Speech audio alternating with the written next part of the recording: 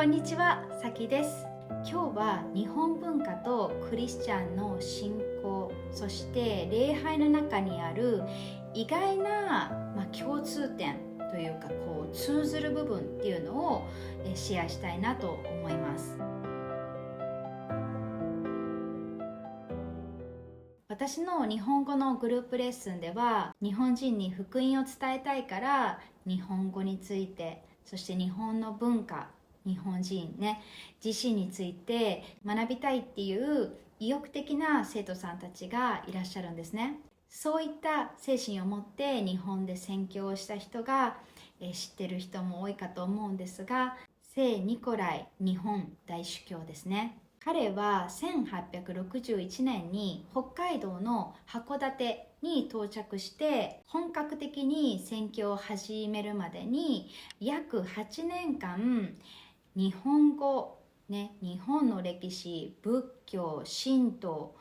そして、日本人の生活だったり習慣っていうのを、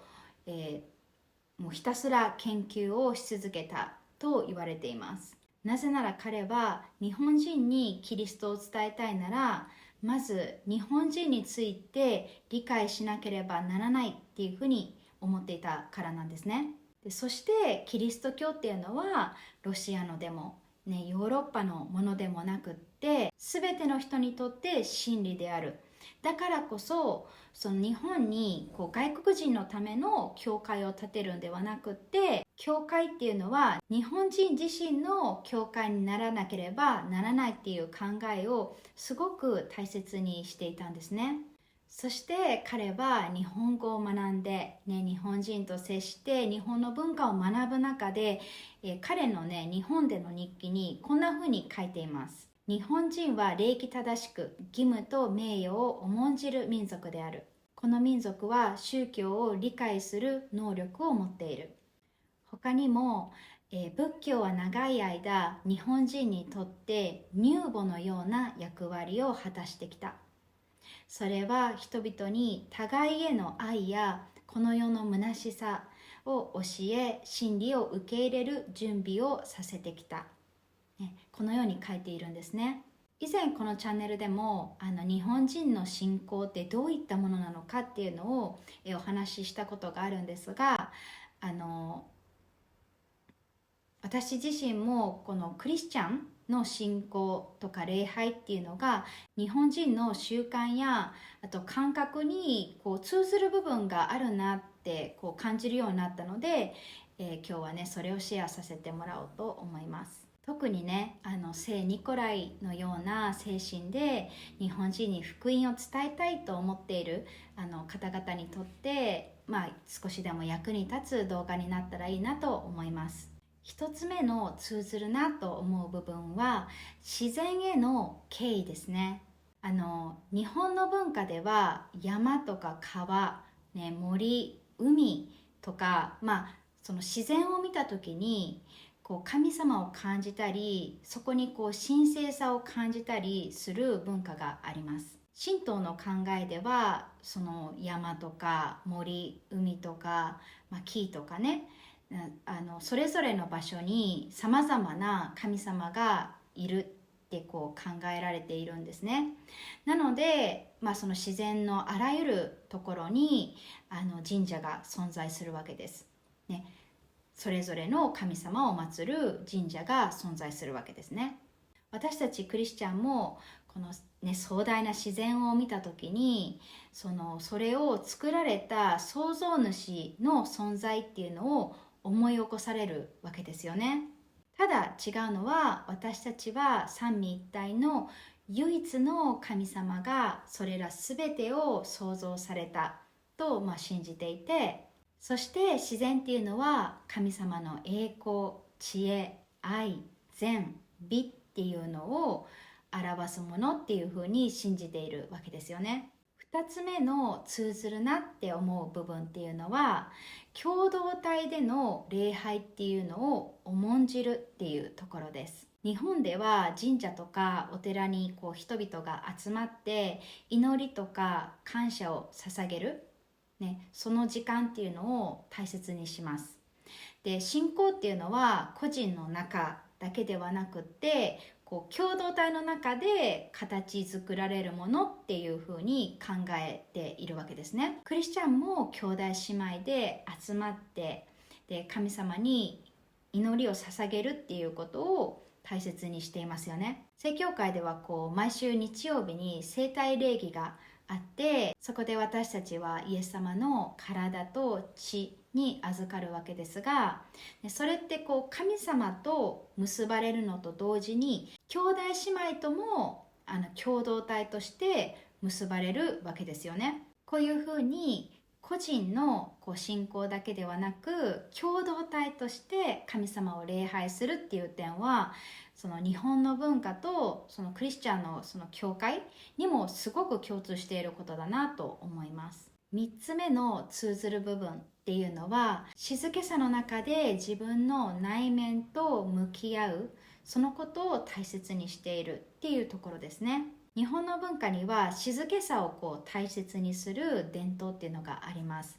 例えば座禅だったり茶道だったり、あと書道なんかもそうですよね。それらの伝統っていうのはこう静かな空間の中でこう自分の心を落ち着けて、こう自分の内面にこう注意を向けたり、内面とこう向き合ったりする機会になるんですよね。教会でも私たちは静けさっていうのを大切にするし、心に注意を向けますよね。ただ例えば座禅っていうのは心を空っぽにすることを目指すんですけど、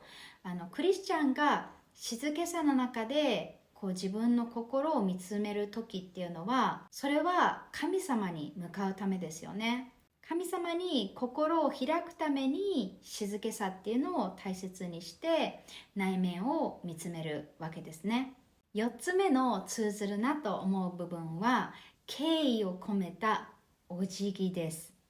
お辞儀。そうね、日本人は立ったままでも座ったままでもお辞儀をするし、手もよく合わせますよね。で、それって何かっていうと、体を使って人とか神聖なものに対して敬意を表しているわけですよね。例えばこう神社に行ったら、お辞儀もするし手を合わせたりもするんですけど、それってなんて言うんだろう、儀式だから誰かにそうしなさいって強制されてるからするんではなくって、教えられなくても日本人が自然としてしまうことなんですよ。子供であっても、子供も教えられなくても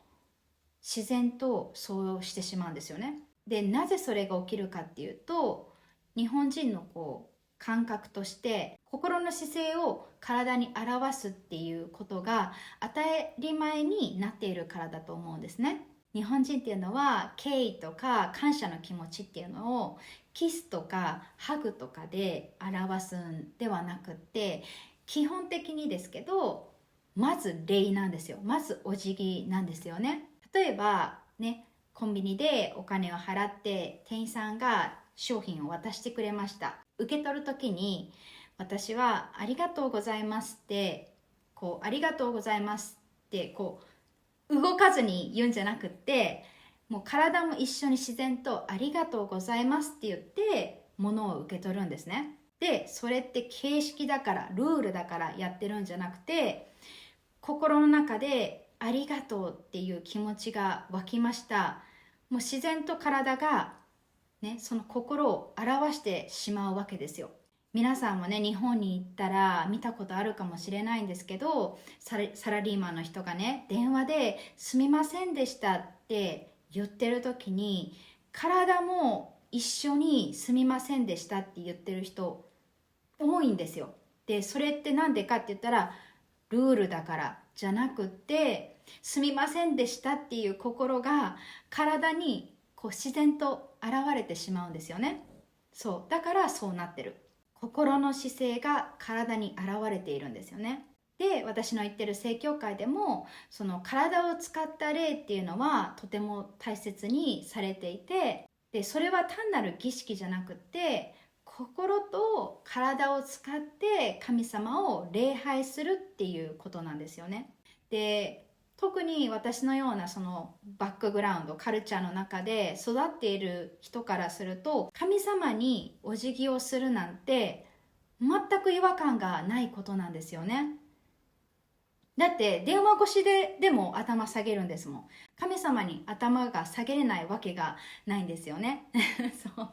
で、信仰を強く生きた聖人に対しても頭を下げれないわけがないんですよね。だってその人々のことを深く尊敬しているんですもん。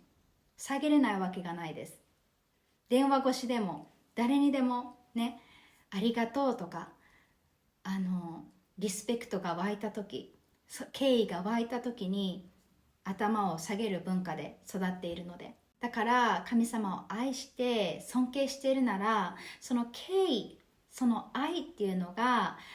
体に現れるっていうのは本当に自然なことだと思っています。5つ目の通ずるなって思うところはお香の使用ですね。日本ではお寺や神社に行くと結構お香が焚かれているんですね。で、それは何のためにって思うかもしれないんですが、それは香りとその煙で空間を満たすことで心が落ち着けられて、自然と祈りの気持ちが生まれるっていうふうに考えているからなんですね。で、正教会でも礼拝の中でお香が使われるわけなんですが、お香の煙は祈りが天に昇っていくことの象徴とされているんですね。聖書の詩編にも、私の祈りが香のように御前に立ち上がりますようにっていうふうに書かれています。こんなふうに、お香をね使うことで、その空間とその心っていうのを祈りに向けるっていう点は日本文化ととてもよく似ていますよね。はい、ここまで日本文化とクリスチャンの礼拝だったり信仰っていうので通ずる部分についてシェアさせてもらいました。これを見てくださってる中でこれも通ずるところなんじゃないっていうのがあれば、ぜひコメント欄でシェアしてください。そしてこの話を考えながら、この日本の文化の中にある、礼だったり静けさ、美しさの感覚っていうのは神様へと向かう心っていうのを準備してくださっているなっていうふうにもすごく感じました。はい、ではまた次の動画でお会いしましょう。バイバイ。